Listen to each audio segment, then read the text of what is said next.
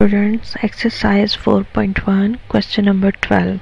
If two vertices of an equilateral triangle are A and B, find the third vertex. वो कहता है कि एक इक्विलेटरल ट्राइंगल है. इक्विलेटरल ट्राइंगल एक ऐसी ट्राइंगल होती है जिसकी तमाम साइड्स की मेजरमेंट्स सेम होती है, या ये आप कह लें कि तमाम साइड्स इक्वल मेजरमेंट की हैं. इक्वल नज़र आ भी रही है मेरा ख्याल है मेरी डायग्राम में. ठीक है, ए और बी उसने कोऑर्डिनेट्स दे दिए हुए. एक है -3,0, दूसरा है 3,0 और सी के बारे में उसने कहा कि आप फाइंड आउट करके दें. साथ ही साथ उसने थोड़ा सा और भी हमसे पूछा है. वो कहता है how many of these triangles are possible. कहता है कितनी ट्राइंगल जो सी हैं पॉसिबल हैं इस सारे सिनेरियो में. तो हम पहले तो जो डायग्राम में सी को लेट कर चुके हैं x, y, उसको हम लेट करते हैं अपनी रिटन राइटिंग के अंदर. Let see x, y be the required point of an equilateral triangle. ठीक है,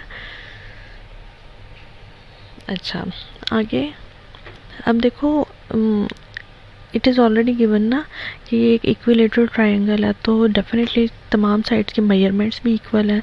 तो हमने क्योंकि फाइंड आउट करना है सी, तो ये ए सी और बी सी ये दोनों के साथ अप्रोच करें तो आपको अगर ए सी का आप निकालो डिस्टेंस और दूसरी तरफ से आप बी सी का डिस्टेंस निकालो, क्योंकि ए और बी दोनों अटैच्ड है ना सी के साथ, तो आप इनको फाइंड आउट कर सकते हो. I think x and y. ठीक है, तो हम यहाँ पे फ़िलहाल तो तीनों की तीनों साइड्स का की वो निकालेंगे डिस्टेंसेस. ए बी का भी डिस्टेंस, बी सी का भी डिस्टेंस और ए सी का भी डिस्टेंस.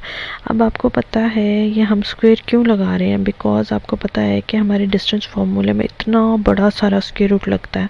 उस इतने बड़े स्क्वायर रूट के साथ हम क्यों खपे, हम डायरेक्ट उसको स्क्वायर के अंदर फॉर्म लिख देते हैं. जैसे ही हम स्क्वायर लिखेंगे इट मीन्स हमने वो स्क्वायर रूट डिस्टेंस फार्मूले वाला स्क्वायर रूट लगाना ही नहीं है, लिखना ही नहीं है. ठीक है, चलिए.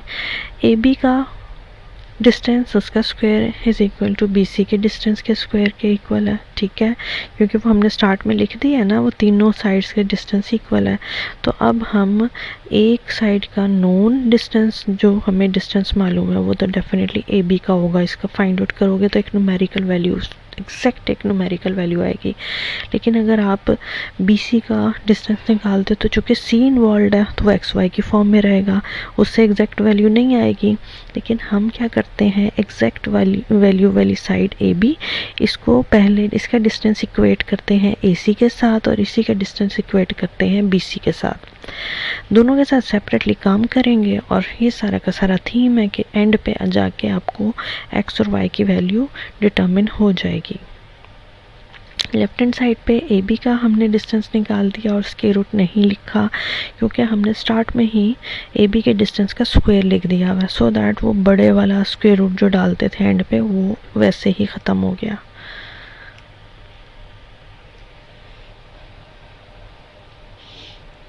अब हम राइट हैंड साइड के ऊपर देखें तो हमारे पास एक तो x-3 का होल स्क्वायर है और एक हमारे पास y का स्क्वायर है. इसको हम लेफ्ट हैंड साइड पे लिख रहे हैं और 6 को राइट हैंड साइड पे लेके आए हैं, तो ये हो गया -6 का स्क्वायर. x-3 का होल स्क्वायर हम a-b के होल स्क्वायर की फॉर्म के अंदर ओपन कर लेते हैं. फिर हमारे पास y स्क्वायर भी लिखा हुआ है, -6 का स्क्वायर जो कि 36 देगा, वो भी लिखा हुआ है. कांस्टेंट अमाउंट्स को हम करते हैं कैलकुलेट और x स्क्वायर और y स्क्वायर एक अरेंजमेंट के हिसाब से अपने सारी टर्म्स को लिखते हैं. ये हो गया हमारे पास x square plus y square -6x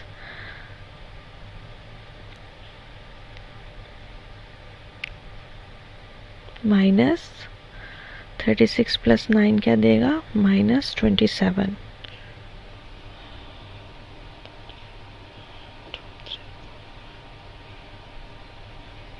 ये हमने एक हाईलाइट कर दिया, एक रिलेशन हमारे पास आ गया. इसी तरह अब हम फाइंड आउट करते हैं ए बी के डिस्टेंस को. तो हमने फाइंड आउट पहले भी कर रखा था, जो भी पहले हमने फाइंड आउट किया. ठीक है, और एक हम AC का डिस्टेंस जो सा है उसको फाइंड आउट कर लेते हैं। AC का डिस्टेंस इसे बोल लें या CA का डिस्टेंस बोल लें, बात एक ही है।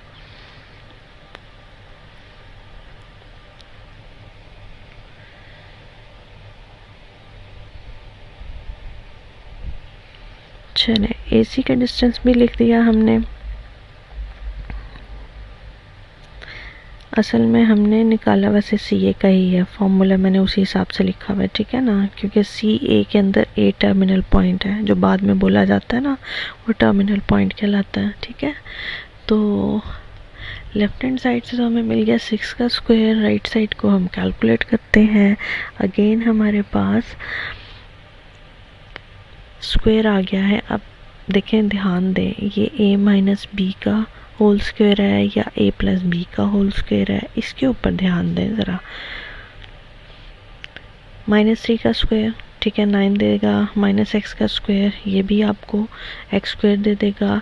और वो जो सा आपके पास +2ab करते हैं, ab इटसेल्फ नेगेटिव है, इट मीन्स कि +2ab से आपको फाइनल आंसर पॉजिटिव मिलेगा, इसलिए हमने +6x लिखा है।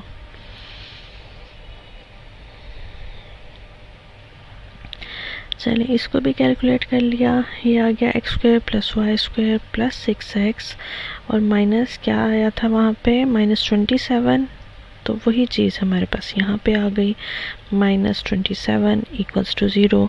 अब हमने क्या करना है, ये दो इक्वेशन हमने फाइंड आउट कर ली हैं, ठीक है। इनको हमने आपस में ऑपरेट करवाना है, क्योंकि हमारा मेन टारगेट है x और y को फाइंड आउट करना। दोनों टर्म्स के अंदर x और y इन्वॉल्व है, इन्हीं और एक ही तरह की रकमें हैं, उसमें भी x स्क्वायर है, इसमें भी x स्क्वायर, उसमें भी y स्क्वायर, इसमें भी y स्क्वायर, उसमें भी x, इसमें भी x, और कांस्टेंट अमाउंट्स भी, ठीक है। वो हर तरह के सिनेरियो मैच कर रहे हैं, टैली कर रहे हैं, लिहाजा हम इनको ऑपरेट करते हैं। और ऑपरेट करेंगे तो ऑब्वियस बात है, अगर हम सब्ट्रैक्ट कर दें इन दोनों को तो x स्क्वायर और y स्क्वायर तो वैसे ही एलिमिनेट हो जाएगा, ख़त्म हो जाएगा, ठीक है। By subtracting equation 1 and equation 2 we have, अच्छा देखें स्टेटमेंट बड़ी एम्बिगुअस स्टेटमेंट डाल दी मैंने। बाय सब्ट्रैक्टिंग इक्वेशन 1 एंड 2, ये भी नहीं बताया कि किसको किस में से सब्ट्रैक्ट करें, बस बता दिया बाय सब्ट्रैक्टिंग इक्वेशन 1 एंड 2। ये नहीं कहा कि bye subtracting equation number 1 from equation number 2 या equation number 2 from equation number 1, whatever लिखा है आपने, सिर्फ कि आप इन दोनों को सब्ट्रैक्ट करें, आपकी अब अपनी मर्ज़ी है, जिसको मर्ज़ी ऊपर रखें, जिसको मर्ज़ी नीचे रखें और सब्ट्रैक्ट कर दें।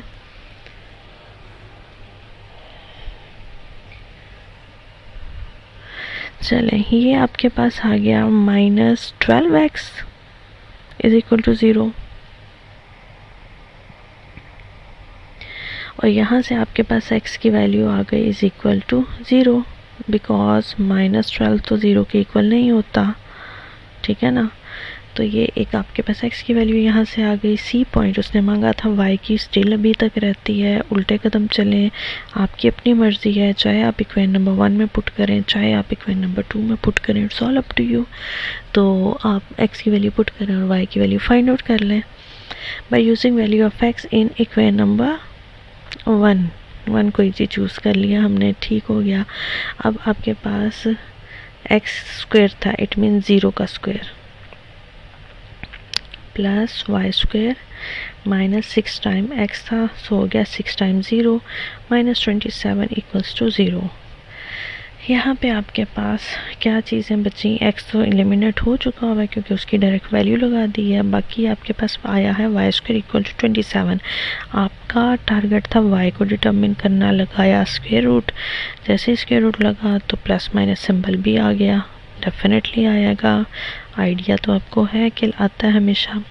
अब y जो सा है वो इक्वल टू ±3 टाइम्स √3, क्योंकि 3 का क्यूब आपको देता है 27, ठीक है। 3 टाइम्स √3 आ गया।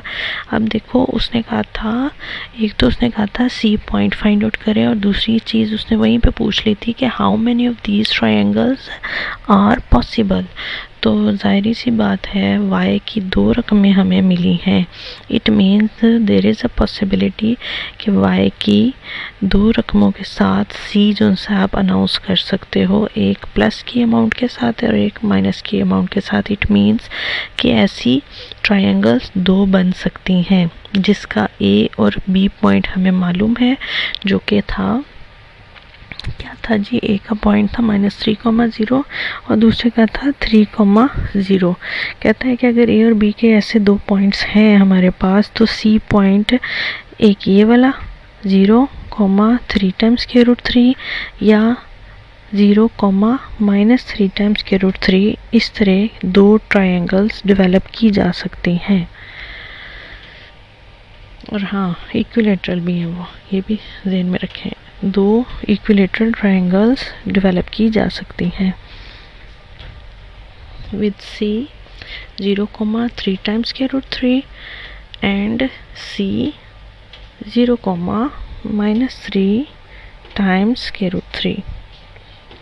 ये आपका आंसर है।